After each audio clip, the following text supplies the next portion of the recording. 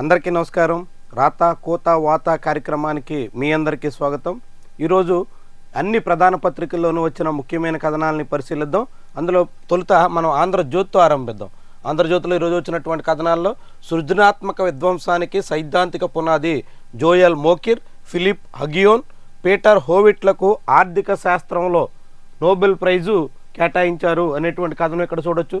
ఇక 100% withdraw PF పాక్షిక ఉపసంహరణ నిబంధనలు సరళీకరించిన ఈపీఎఫ్ఓ విత్డ్రా పరిమితుల్లోనూ మార్పు, అన్ని పాక్షిక ఉపసంహరణలకు కనీస సర్వీసు 12 నెలలకు కుదింపు, ప్రత్యేక పరిస్థితులకు కారణం చెప్పనక్కర్లేదు, ఈపీఎఫ్ఓ ట్రస్టీల సెంట్రల్ బోర్డు నిర్ణయాలు. ఈపీఎఫ్లో 12 నెలలు ఎవరైనా చందాదారుడిగా కొనసాగితే ఆ తర్వాత వాళ్ళు ఉన్నటువంటి చందా మొత్తాన్ని ఒకేసారి విత్డ్రా చేసుకోవచ్చు, కొన్ని సందర్భాల్లో కారణాలు కూడా చెప్పకుండా విత్డ్రా చేసుకోవచ్చు అనే కథనాన్ని నిన్న ఈపీఎఫ్ఓ బోర్డు నిర్ణయించింది. దాన్ని ఆంధ్రజ్యోతి ప్రచురించింది. ఇక జోగి చెప్పారు, మేము చేసాం, నకిలీ మద్యం గుట్టు విప్పిన జనార్దన్ రావు. చాలా విడ్డూరమైనటువంటి వాదన అన్నమాట. జోగి రమేష్ చెప్తే తెలుగుదేశం పార్టీ నాయకులు చేశారట. జనం నమ్మే విషయమా ఇది? జనం నమ్మకానికి ఏమైనా దగ్గరగా ఉన్నటువంటి అంశమా ఇది? పైగా ఇతను పోలీసుల కస్టడీలో ఉన్నటువంటి వ్యక్తి. A1 కల్తీ మద్యం పేరుతో అటు తంబళ్ళపల్లి నుంచి ఇటు విజయవాడ వరకు ఆంధ్రప్రదేశ్లోనే అనేక చోట్ల కల్తీ మద్యం అమ్మేసి జనాల ప్రాణాలతో చెలగాటం ఆడుతున్న కేసులో నిందితుడు. అలాంటి అక్యూజ్డ్ 1 జనార్దన్ రావు తెలుగుదేశం పార్టీ నాయకుడు. ఇప్పుడు కాదు, పైగా చాలా కాలం నుంచి.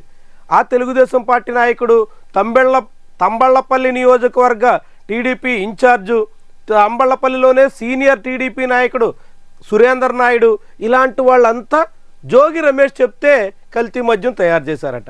జోగి రమేష్ చెప్పడం వల్ల ఇబ్రహీంపట్నంలో కాకుండా తంబళ్ళపల్లిలో ఏర్పాటు చేశారట. పైగా జోగి రమేషే ఈ సమాచారం అందించి పోలీసులకి పట్టించారట.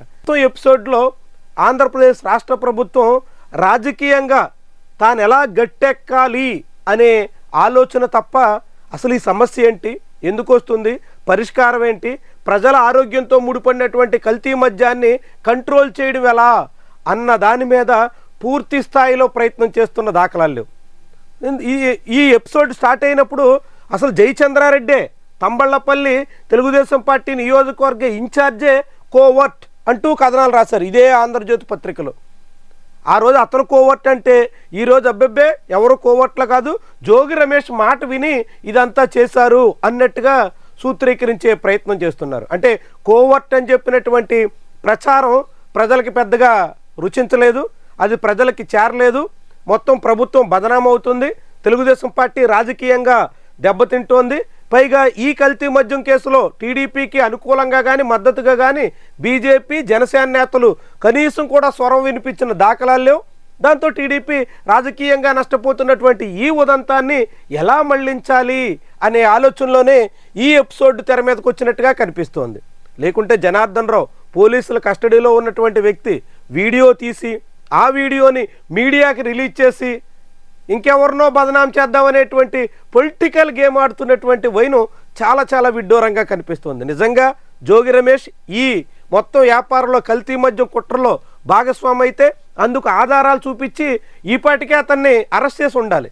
కానీ ఏం చెప్తున్నారు, ఇప్పటికే కేసులో ఇరుక్కున్నటువంటి వాడు అక్యూజ్డ్ 1 అతడు చెప్పినటువంటి మాటను పట్టుకుని దాన్ని బ్యానర్ ఐటమ్గా ప్రచురించి ఇంక ఇదే నిజం, జోగి రమేషే ఇందులో అసలు దోషి అని చెప్పే ప్రయత్నం చేస్తున్నారు. మొత్తం ఈ కల్తీ మద్యం ఎపిసోడ్లో ఆంధ్రజ్యోతి, ఈనాడు పత్రికల్లో మొదటి పేజీలో వచ్చినటువంటి తొలి కథనాలు, ఈ బ్యానర్ ఐటమ్లుగా వచ్చినటువంటి తొలి కథనాలు ఇవి. అంతకుముందు అంతా చిన్న చిన్న అంశాలుగాను ఇంకెవరికో వైఎస్ఆర్సీపీకి ముడిపెట్టే దానికోసం ఇలా చిత్రీకరించారు తప్ప ఫస్ట్ పేజీలో బ్యానర్ ఐటమ్గా తొలిసారిగా జోగి రమేషే అసలు నిందితుడు అని చెప్పే ప్రయత్నం చేస్తున్నారు. నిజంగా జోగి రమేష్ చెప్తేనే తెలుగుదేశం పార్టీ నాయకులు చేశారంటే వీళ్ళందరూ తెలుగుదేశం పార్టీ.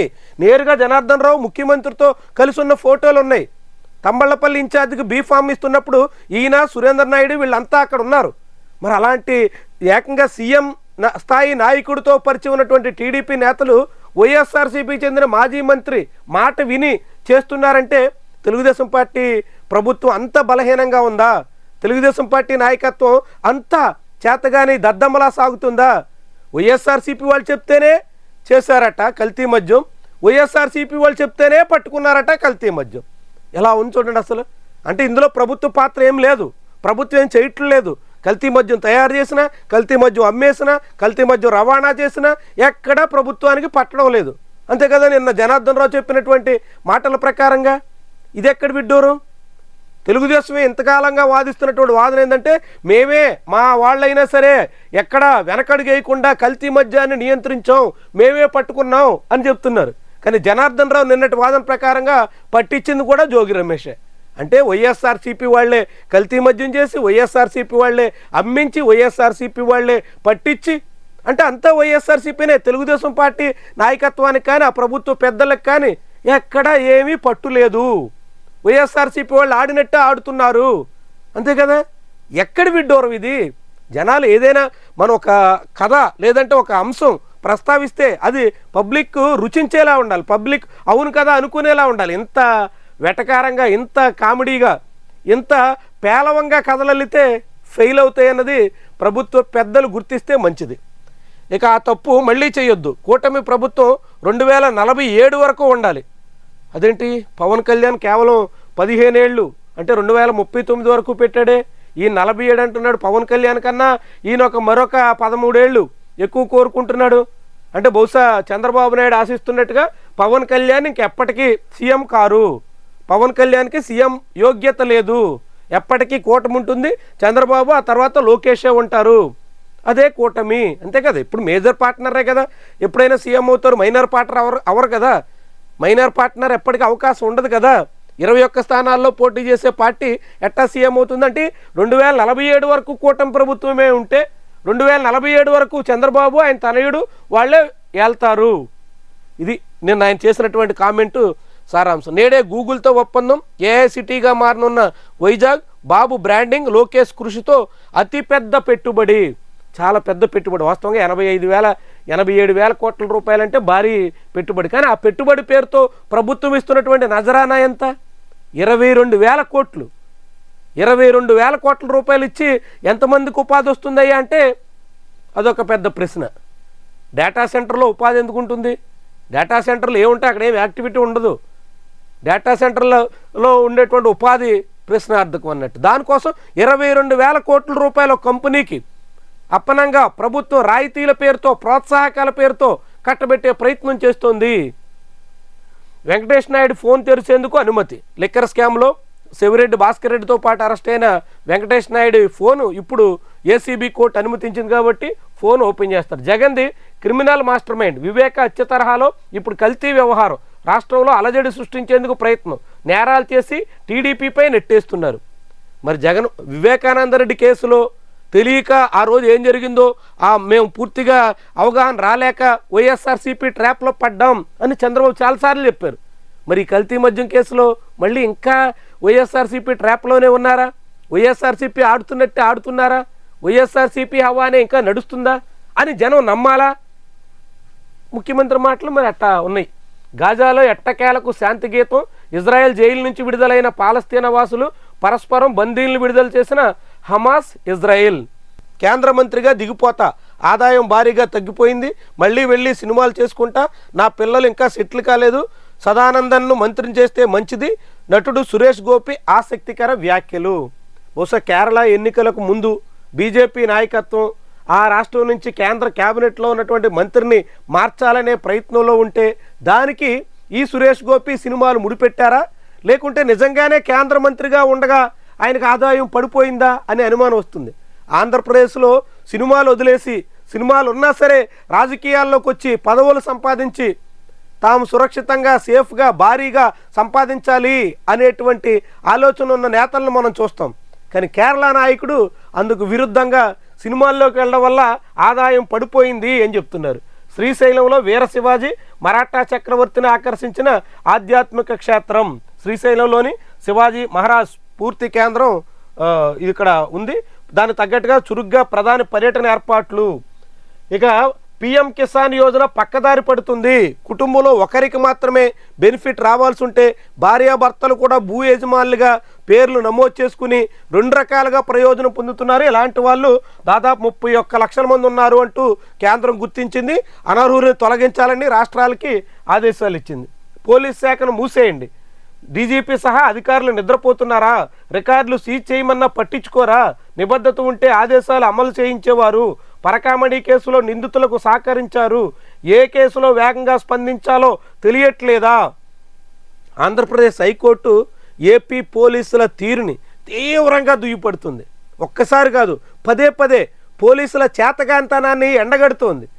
అనేక కేసుల్లో పోలీసులు హైకోర్టు ముందు తలవంపులతో సాగాల్సి వస్తుంది. అయినా ఆంధ్రప్రదేశ్ పోలీసుల వ్యవహార శైలి ఏ మాత్రం మారినట్టు కనిపించట్లేదు. ఎన్నిసార్లు హైకోర్టు ఆదేశాలు ఇచ్చినా బేఖాతరు చేస్తూ హైకోర్టు ముందు చీవాట్లు తినాల్సి వస్తుంది. ఇప్పుడు ఏపీ హోంశాఖ ప్రధాన కార్యదర్శి నేరుగా హైకోర్టులో హాజరు కావాల్సి వస్తుంది. ఎంత సిగ్గుచేటు చూడండి. పోలీసులే చట్టాన్ని అమలు చేయాలనేటువంటి లక్ష్యంతో లేకుంటే, పోలీసులే హైకోర్టు ఆదేశాలని ఉల్లంఘిస్తుంటే, పోలీసులే నిబంధనలు పాటించకుండా కోర్టు ఆదేశాలను బేఖాతరు చేస్తుంటే ఏమనాలి? ఇంకా అంటే కంచే చేను వేసినట్టుగా పోలీసులకే చట్టాలు పట్టకపోతే ఇంకా ఇంకా ఆంధ్రప్రదేశ్లో పోలీసు యంత్రాంగం తీరు ఎట్టున్నట్టు? చాలా విడ్డూరమైన రీతిలో సాగుతుంది. ఇక గెలుపు వాకిట్లో భారత్ ఈరోజు సెకండ్ టెస్ట్ ఫైనల్ డే రోజు టీమిండియా 58 రన్స్ చేయాలి. ఇంకా 9 వికెట్లు చేతిలో ఉన్నాయి కాబట్టి సులువుగా ఛేదించి విజయాన్ని దక్కించుకోబోతోంది. ఇక జనార్దన్ యాక్షన్ అంతా ముఖ్య నేత డైరెక్షన్ అంతా చంద్రబాబు డైరెక్షన్లోనే నడుస్తుంది. బేతాళ కుట్రలు తేలిపోవడంతో ఈసారి పొలిటికల్ సోషియో ఫాంటసీ సినిమాతో పిట్ట కథ స్క్రీన్ ప్లే, మాటలు, దర్శకత్వం అంతా ముఖ్య నేతలే. జనార్దన్ రావు వీడియో వెనక అసలు కథ అంతా చంద్రబాబుదే అనే చెప్పే ప్రయత్నం ఈ పత్రిక చేస్తుంది. నకిలీ మద్యం కూటమి పతనం తథ్యం. రాష్ట్ర వ్యాప్తంగా ఎక్సైజ్ కార్యాలయాల వద్ద ధర్నాలు, నిరసన హోరు. వైఎస్ఆర్సీపీ రాష్ట్ర వ్యాప్తంగా ఎక్సైజ్ కార్యాలయాల ఆందోళన విజయవంతంగా చేపట్టింది. డీజీపీ నిద్రపోతున్నారా? పోలీస్ శాఖను మూసేయాలి అనేటువంటి కథనం కూడా మనం సాక్షి పత్రికలో చూడొచ్చు. ఇక ఈనాడులో ఈరోజు వచ్చినటువంటి కథనాల్లో రాజధాని అభివృద్ధి యాత్ర ఆరంభం. రైతుల త్యాగానికి రెట్టింపు ఫలాలు అందించే పూచీనాది. మీరు అందించిన సహకారం మర్చిపోలేను. గత పాలకులు చేసిన అవమానాలు మరివద్దు. ఎన్డీఏ ప్రభుత్వం శాశ్వతంగా ఉండాలి. సిఆర్డీఏ భవనం ప్రారంభోత్సవ సభలో ముఖ్యమంత్రి చంద్రబాబు. ఇక శాశ్వత వాట 2047 కూడా కాదు, ఆంధ్రజ్యోతి 47 వరకనే రాసింది. ఇక పర్మనెంట్, ఇక ఎప్పటికీ కూటమే, ఇంకెవరు రాకూడదు, రావడానికి వీల్లేదు. కూటమి ఉంటేనే అభివృద్ధి, కూటమి లేకపోతే రాష్ట్రం అధోగతి అన్నట్టు చంద్రబాబు మాటలు. చూద్దాం. మొత్తంగా సిఆర్డీఏ ఆఫీస్ అయితే నిన్న ప్రారంభించారు. మొత్తం అమరావతిలో తొలి శాశ్వత భవనం అన్నట్టు. ఇప్పటి వరకు రాష్ట్ర ప్రభుత్వం నిర్మించిన ఏ భవనం కూడా శాశ్వత భవనం కాదు. అది వెలగపూడి సచివాలయం కావచ్చు, హైకోర్టు కావచ్చు, అన్ని తాత్కాలిక భవనాల్లోనే నడుస్తున్నాయి. తొలి శాశ్వత భవనం. మరి ఇక్కడికి చాలా కాస్ట్లీ బిల్డింగ్ అన్నట్టు. ఇది ఒక్కొక్క ఎస్ఎఫ్టీకి 11,000 రూపాయలు పైబడినటువంటి ఖర్చు అయింది. ఎస్ఎఫ్టీకి 11,000. సహజంగా సామాన్యుడు ఎవరైనా ఇల్లు కట్టుకుంటే 3,000 రూపాయలతో అయితే ఎస్ఎఫ్టీ చాలా ఖరీదైనటువంటి ఇల్లు. రియల్ ఎస్టేట్ వాళ్ళ దగ్గర బాగా గేటెడ్ కమ్యూనిటీలో 3,500, 4,000 రూపాయలు, పోనీ 5,000 రూపాయలు పెడితే విజయవాడ లాంటి చోట చాలా ఖరీదైనటువంటి విల్లాస్ కూడా వస్తాయి. అలాంటి నేపథ్యంలో 5,000 రూపాయలకి విల్లాస్ వచ్చే సమయంలో 11,000 రూపాయలు ఎస్ఎఫ్టీకి ఈ భవనం కోసం చంద్రబాబు సర్కారు ఖర్చు చేసింది. చాలా ఖరీదైనటువంటి బిల్డింగ్ అన్నట్టు. విశాఖ భాగస్వామ్య సదస్సుకు సారథ్యం వహించండి ప్రధానమంత్రికి చంద్రబాబు హామీ. మరి వైజాగ్ నవంబర్లో జరగబోతున్నటువంటి సిఐఏ సమ్మిట్కి పీఎం వస్తారులేదు చూద్దాం. నకిలీ మద్యం తయారీ వైకాపా కుట్రే. ఇది జనార్దన్ రావు కామెంట్. పశ్చిమాసియాలో నవోదయం. గాజాలో మళ్ళీ శాంతి విరుస్తుంది. ఇరువురు బందీల్ని బదలాయింపు ప్రక్రియ నడిచింది. ఎగిరిన శాంతి కపోతం అనేటువంటి పేరుతో ఈ కథనం చూద్దాం. నైరుతి నిష్క్రమణకు అనుకూల పరిస్థితులు. రాష్ట్రంలోని పలు జిల్లాల్లో భారీ వర్ష సూచన. ఈరోజు రేపు కూడా ఆంధ్రప్రదేశ్లో, తెలంగాణలో భారీ వర్షాలు కురిసే అవకాశం ఉందంటూ వాతావరణ శాఖ అంచనా. డిగ్రీకి సై, పీజీకి నై. భవిష్యత్తులో నాణ్యమైన అధ్యాపకులు దొరకడం కష్టమంటున్న నిపుణులు. ఆంధ్రప్రదేశ్లో కానీ దేశంలో కానీ ప్రస్తుతం చాలామంది అంటే దాదాపు 175%, 80% మంది హైయర్ ఎడ్యుకేషన్ అంటే డిగ్రీ అన్నట్టుగా సరిపెట్టేస్తున్నారు. యూజీతోనే ఇంజనీరింగ్ అయితే బీటెక్ చేసి ఏదో క్యాంపస్లో లేకుండా మరొక ఉద్యోగంతోనో సరిపెట్టేయడం. సాధారణ డిగ్రీ అయితే ఏదో ఒక డిగ్రీతోనే ఏదో దానికి వెళ్ళిపోవడం. మొత్తంగా హైయర్ ఎడ్యుకేషన్ విషయంలో మొగ్గు చూపడం లేదు. దాంతో భవిష్యత్తులో ప్రొఫెసర్లు, అదేవిధంగా లెక్చరర్స్ వాళ్ళందరికీ కొరత ఉంటుంది. ఆయా పోస్టులు ఇప్పటికే అనేక చోట్ల ఆఖరికి ఏపీలో తెలంగాణలో టాప్ బ్రాండ్స్ అనుకున్నటువంటి ఇన్స్టిట్యూషన్స్లో కూడా ఇప్పుడు లెక్చరర్స్ దొరకట్లేదు. లెక్చరర్స్ కొరత చాలా చాలా తీవ్రంగా ఉంది. ఇప్పుడు ఇది మరింత పెరగొచ్చు. ఎందుకంటే పీజీలో చేరుతున్నటువంటి వాళ్ళు నామమాత్రంగా ఉన్నారు. పీజీ ఈసెట్ ఎంటెక్ ఎంఫార్మసీ ప్రవేశాలకి 2021లో 24లో చూస్తే 20,283 సీట్లుంటే సీట్లు 20,000, చేరినటువంటి వాళ్ళు 9,000. అంటే 11,000 సీట్లు 12,000 సీట్లు ఖాళీగా ఉండిపోయినాయి ఆంధ్రప్రదేశ్లో ఎంటెక్ ఎంఫార్మసీ సీట్లు. ఇక అదే జనరల్ పీజీలో చూస్తే 2024లో 39,000 సీట్లుంటే 14,000 మంది మాత్రమే చేరారు. 25,000 పీజీ సీట్లు ఖాళీ ఉండిపోయినాయి. అంటే 1/3 సీట్లు మాత్రమే ఫిల్ అవుతున్నాయి. అంటే ఎంతగా జనాలు ఈ పీజీ కోర్సుల మీద మోజు తగ్గిపోయిందో, పీజీ కోర్సులు వెళ్ళడానికి సిద్ధంగా కనిపించట్లేదో ఈ లెక్కలు మనకి చాటుతాయి. ఇట్లా పీజీ కోర్సులకి వెళ్ళేటువంటి వాళ్ళు లేకపోతే భవిష్యత్తులో ఖచ్చితంగా ఈ దీనికి సంబంధించినటువంటి లెక్చరర్స్ కావచ్చు, ప్రొఫెసర్స్ కావచ్చు, నాణ్యమైనటువంటి మంచి అవగాహన ఉన్నటువంటి అధ్యాపకుల కొరత చాలా తీవ్రంగా ఏర్పడబోతుంది. ఇక ప్రధానమంత్రిని సీఎం కలిసినటువంటి కథనం, ఆదాయం 9,553 కోట్లు వస్తుంది, ఉద్యోగాలు 1,88,000 ఇస్తారు, నేడు గూగుల్తో చారిత్రాత్మక ఒప్పందం. ఇది ఆంధ్రప్రభ రాసింది. మరి ఈ ఉద్యోగాలు 1,88,000 ఎక్కడిస్తారో మరి ఆంధ్రప్రభకే తెలియాలి. ఎందుకంటే డేటా సెంటర్లు పెట్టిన తర్వాత ఉద్యోగాలు వస్తాయని, డేటా సెంటర్లతో చాలామందికి ప్రయోజనం దక్కుతుందని ఎవరినైనా నమ్మిస్తే అది చాలా చాలా అర్ధరహితమైనటువంటి విషయం. ఎందుకంటే డేటా సెంటర్ల వల్ల చాలా సమస్యలు వస్తున్నాయి. ప్రపంచంలో అనేక దేశాల్లో డేటా సెంటర్ల ఏర్పాటు మీద అభ్యంతరాలు వస్తున్నాయి. డేటా సెంటర్ల కారణంగా నీటి కాలుష్యం, అదేవిధంగా ఇతర అనేక రకాల సమస్యలు రాబోతున్నాయి. దాంతోనే డేటా సెంటర్ల ఏర్పాటుని ఇతర అభివృద్ధి చెందినటువంటి దేశాల్లో, అటు యూరోప్ ఇటు అమెరికాలో అనేక మంది వ్యతిరేకిస్తున్నారు. అందుకే డేటా సెంటర్లు ఇప్పుడు ఇండియా లాంటి అనేక దేశాల వైపు మళ్ళుతున్నాయి. ఆ క్రమంలోనే ఇప్పుడు గూగుల్ ఇండియాలో ఈ ఒప్పందం చేసుకుంటుంది అనేది క్లియర్ కట్గా కనిపిస్తుంటే దానివల్ల ఏదో ఉద్ధరించేస్తారన్నట్టు, అదేదో చాలా పెద్ద ప్రయోజనం అన్నట్టు చెప్పే ప్రయత్నం జరుగుతుంది. గూగుల్ లాంటి సంస్థ వస్తే బ్రాండ్ ఉపయోగం. గూగుల్ అంటే ప్రపంచంలోనే ప్రఖ్యాతి చెందినటువంటి సంస్థ కాబట్టి ప్రయోజనమే. కానీ అది వచ్చి ఇక్కడ ఏర్పాటు చేసేది డేటా సెంటర్ మాత్రమే. డేటా సెంటర్తో జరిగే నష్టాలు కూడా చాలా ఉంటాయి. అక్కడ వినియోగించే విద్యుత్తు, నీరు, వీటన్నిటి కారణంగా అనేక సమస్యలు ఉత్పన్నమవుతాయి అనేది మర్చిపోకూడదు. అమరావతి అభివృద్ధి యాత్ర ఇదే ఆరంభం అనేటువంటి కథనం ఇక్కడ చూడొచ్చు. ప్రతిష్టాత్మకంగా ప్రధాని మోదీ సభ, భారీ హంగులతో ప్రాంగణం సిద్ధం, కర్నూలు జిల్లా పర్యటనకు సర్వసిద్ధం. ఎల్లుండి ప్రధానమంత్రి కర్నూలు జిల్లాలో పర్యటించబోతున్నారు. కర్నూలులో భారీ సభ ఏర్పాటు చేస్తున్నారు. ఆ సభ కోసం అనేక ఏర్పాట్లు జరుగుతున్నాయి. జోగి ప్రోద్బలంతోనే కల్తీ మద్యం తయారు, ఎట్టకేలకు విముక్తి, ట్రంప్ ఆధునిక సైరస్, అమెరికా అధ్యక్షుడికి ఇజ్రాయిల్ జేజేలు, కరూర్ ఘటనపై సిబిఐ దర్యాప్తు, తొక్కిసలాటపై సుప్రీంకోర్టు ఆదేశం. విజయ్ ఎట్టకేలకు సిబిఐ దర్యాప్తు జరిపించాలని కోరిన దానికి సుప్రీంకోర్టు అంగీకరించింది. తొలుత చెన్నై హైకోర్టు దానికి నిరాకరించింది. తమిళనాడు రాష్ట్ర ప్రభుత్వం వేసినటువంటి సిట్టు బృందంతోనే దర్యాప్తు చేయాలి అని చెప్పింది. కానీ విజయ్ సుప్రీంకోర్టు వరకు వెళ్లారు. ఇప్పుడు సిబిఐ రంగంలో దిగుతుంది. గ్రామ వార్డు కార్యదర్శులకు గుడ్ న్యూస్, 10 మంది మంత్రులతో ఒక కేబినెట్ సబ్ కమిటీ వేశారు. ఆ సబ్ కమిటీ సిఫార్సుల ఆధారంగా వార్డు గ్రామ సచివాలయ సిబ్బందికి కూడా ప్రమోషన్లు ఇస్తాము అని చెప్తున్నారు. అసలు గ్రామ వార్డు సచివాలయ ఉద్యోగులు ఇటీవల రోడ్డెక్కి ఆందోళన చేయడంతో ప్రభుత్వం కదిలి ఈ సమస్యని కొంతకాలం పాటు వాయిదా వేయాలి అనే ఉద్దేశంతో ఈ సబ్ కమిటీ వేసినట్టు కనిపిస్తుంది. అసలు సబ్ కమిటీ 10 మంది మంత్రులతో వేసిన తర్వాత వాళ్ళంతా కలిసేదెప్పుడు, నిర్ణయం తీసుకునేదెప్పుడు, ఆ నిర్ణయం అమలయ్యేదెప్పుడు, ఆ అమలు ఫలితాలు వార్డు గ్రామ సచివాలయ కార్యదర్శులకి అందేదెప్పుడు అంటే అదిగదిగో అప్పుడే అన్నట్టుగా ఎప్పుడో ఒకప్పుడు, ఇప్పుడైతే కాదు. ఇక విద్వేషంపై పోరాడదాం, తీస్తా శతల్వా పిలుపిచ్చారు. ఆమె ఐద్వా మహాసభల్లో అనంతపురంలో జరిగిన సభలో పాల్గొన్నారు. రాజధానిలో సిఆర్డీఏ కార్యాలయం ప్రారంభం అనే కథనం కూడా ఇక్కడ చూడొచ్చు. పలు జిల్లాల్లో భారీ వర్షం, ఆదాయం పెంపు కోసం మంత్రివర్గ ఉపసంఘం. ఇప్పుడు ఆంధ్రప్రదేశ్ రాష్ట్ర ప్రభుత్వం ఈ ఆర్థిక సంవత్సరంలో కూడా రాష్ట్రానికి రావాల్సినటువంటి అప్పుల మొత్తాన్ని దాదాపుగా 80% వరకు తెచ్చేసింది. ఇక నుంచి అప్పులు పుట్టే అవకాశం లేదు కాబట్టి ఆదాయం పెంచుకునే మార్గాలు అన్వేషిస్తోంది. అందుకోసం ఒక మంత్రివర్గ ఉపసంఘం. పోలీస్ శాఖపై ఏపీ హైకోర్టు ఆగ్రహం, కానరాని పరిశ్రమలు నిరుపయోగంగా కాకినాడ సెస్ 2 దశాబ్దాలుగా పట్టించుకొని ప్రభుత్వాలు 10,000 ఎకరాల భూమి సేకరించారు. 2024, 25లో ఈ భూసేకరణ మొదలైంది. రైతులందరికీ ఫ్యాక్టరీలు వస్తాయి, ఉద్యోగాలు వస్తాయి, వాళ్ళ పిల్లలు బాగుపడతారు అంటూ భూములు ఇచ్చారు. భూములు అయితే ఇచ్చారు, కానీ కంపెనీలు ఆ భూముల్ని తాకట్టు పెట్టుకుని కోట్ల రూపాయలు రుణాలు తెచ్చుకుని బాగుపడ్డాయి, కానీ అక్కడ లోకల్ వాళ్ళకి ఎటువంటి ప్రయోజనం దక్కలేదు. తొలుత ఓఎన్జీసీ పేరుతో భూములు సేకరించారు.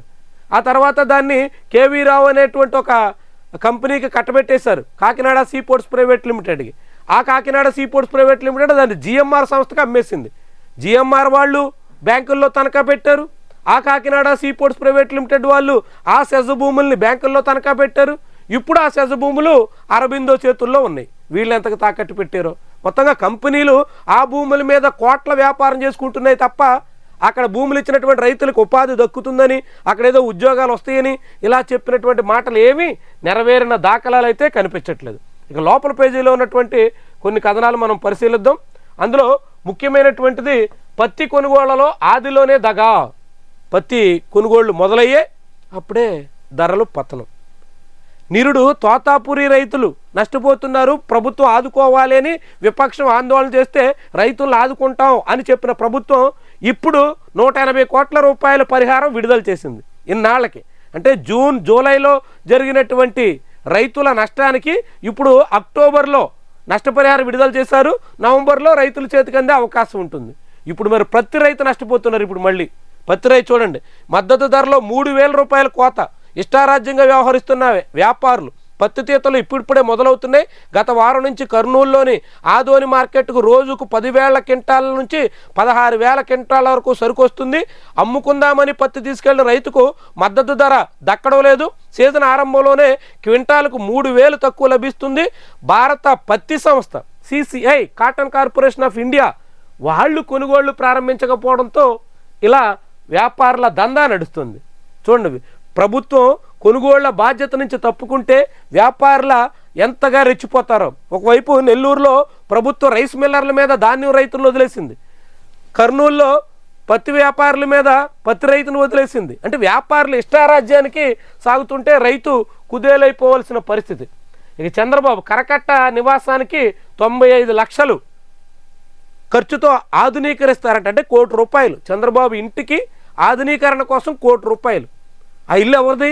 లింగమనేని ఎస్టేట్స్ అని చెప్తారు. ఒక ప్రైవేటు భవనంలో నిబంధనలకు విరుద్ధంగా నదీ గర్భంలో కట్టినటువంటి ఇంట్లో ముఖ్యమంత్రి అనధికారిక భవనంలో నివసిస్తున్నారు. ఎందుకంటే గతంలో ఆ భవనానికి ప్రభుత్వం నోటీసులు కూడా ఇచ్చింది. అనధికార భవనంలో సీఎం నివసిస్తుంటే ఆ భవనానికి హంగుల పేరుతో ₹1 కోటి ఖర్చు చేస్తున్నారు. ఈ కోటే కాదు, ఏకంగా ఆ రోడ్డు మీద ముఖ్యమంత్రి వెళ్ళే రోడ్డు మీద కొత్త వీధి స్తంభాల ఏర్పాటు కోసం ₹4,40,00,000 టెండర్లు పిలిచారు. అంటే దాదాపుగా ఇప్పుడు సీఎం అక్కడ నివాసం ఉంటున్నారు కాబట్టి ఆ ప్రాంతంలో ₹5.5 కోట్ల ఖర్చు చేయబోతున్నారు. చూడండి, ప్రధాన సభకు 250 బస్సులు ఉమ్మడి కృష్ణా జిల్లా నుంచి వెళ్తున్న ఆర్టీసీ సర్వీసులు. ప్రధానమంత్రి ఎల్లుండ భారీ సభ నిర్వహించడం కోసం, ప్రధాని మెప్పు కోసం ఆంధ్రప్రదేశ్ రాష్ట్ర ప్రభుత్వం రాష్ట్రంలో ఉన్నటువంటి బస్సులన్నింటినీ కర్నూలుకు తరలించేస్తుంది. ఈ రోజు నుంచి దాదాపు 17వ తారీఖు వరకు రాష్ట్ర వ్యాప్తంగా ఆర్టీసీ బస్సులు లేకపోవడం వల్ల జనాలు అనేక అవస్థలు పడాల్సి వస్తుంది. ప్రధానమంత్రి కర్నూలు రావడం పేరుతో రాష్ట్రం అందరినీ కష్టాల్లోకి నెట్టేసే ప్రయత్నం జరగబోతోంది. దేశం వీడిన మడగాస్కర్ అధ్యక్షుడు జన్జడ్ ఉద్యమంతో మొన్న నేపాల్, ఇప్పుడు మడగాస్కర్ అనే దేశం. లాలూ కుటుంబానికి షాక్. ఎన్నికలు వస్తున్నాయి, కేంద్రంలో బీజేపీ పెద్దలు తమకున్నటువంటి అస్త్రాలన్నీ సంధిస్తున్నారు. అందులో ఐటీ, సిబిఐ, ఈడీ, ఇతర కేసులు అన్నీ ఉంటాయి. ఇప్పుడు లాలూ భార్య, అతని కుమారుడు తేజస్వి యాదవ్ వాళ్ళిద్దరినీ ఇబ్బందులు పెట్టేదానికోసం కేంద్రం ఎట్లా ఒక న్యాయ వ్యవస్థని, చట్టాన్ని ఎట్లా తనకు అనుకూలంగా తన రాజకీయ ప్రయోజనాలు తగ్గట్టుగా మలుచుకుంటారో మోదీ నాయకత్వంలో చాలా బాహాటంగా సాగుతోంది. ఎంత యథేచ్ఛగా సాధారణంగా ఎన్నికలు జరిగితే, శాంతియుతంగా ఎన్నికలు జరిగితే బీహార్లో గెలవలేమని, గట్టెక్కలేమని భయపడుతున్న మోదీ అండ్ కో ఎంతగా తెగిస్తున్నారో చూడండి. ఇక కొలిక్కి రానున్న రుషికొండ ప్యాలెస్ వ్యవహారం ఈ నెల 17న ఆతిథ్య రంగ సంస్థలతో సమావేశం. అంటే రుషికొండ ప్యాలెస్ ఇప్పుడు కాంట్రాక్ట్కి ప్రైవేట్ సంస్థలకి కట్టబెట్టబోతున్నారు. ఇక ఆగని టీడీఆర్ కుంభకోణం గ్రీవెన్స్లో ఫిర్యాదు చేసిన జనసేన కార్పొరేటర్ పీతల మూర్తి యాదవ్. కూటమి ప్రభుత్వంలో తెలుగుదేశం పార్టీ నేతలు టీడీఆర్ బాండ్ల పేరుతో భారీ స్కామ్కి తెరలేపారు అంటూ వైజాగ్లో ఫిర్యాదులు. బహుశా ప్రభుత్వం మారితే వైఎస్ఆర్సీపీ వాళ్ళు ఈ వ్యవహారాల మీద కేసులు పెట్టడానికి తగ్గట్టుగా ఇప్పుడు పరిణామాలు సాగుతున్నాయి. ఒకవైపు లిక్కర్, రెండో వైపు టీడీఆర్ బాండ్లు. అప్పట్లో వైఎస్ఆర్సీపీ మీద చేసిన ఆరోపణలన్నీ ఇప్పుడు టీడీపీ గవర్నమెంట్లో కూటమి పాలనలో రిపీట్ చేస్తున్నట్టుగా మనం భావించాల్సి ఉంటుంది. ఇక కోట వినూతది చిల్లర రాజకీయం అంటూ శ్రీకాళహస్తి రాజకీయాలకు సంబంధించినటువంటి కథనం ఇక్కడ మనం చూడొచ్చు. ఇవి ఈరోజు వివిధ పత్రికల్లో వచ్చిన ముఖ్యమైన కథనాలు. ఆ కథనాల వెనక అసలు కథలు, వార్తల వెనక వాస్తవాలు. ప్రతిరోజు ఇదే రీతిలో రాతా కోత వాత పేరుతో మనం ఈ విశ్లేషణ చేస్తున్నాం. ఖచ్చితంగా ఫాలో అవ్వండి. ఈ వీడియోని లైక్ చేయడం, ఛానల్ని సబ్స్క్రైబ్ చేయడం మాత్రం మర్చిపోకండి. Thank you very much for watching.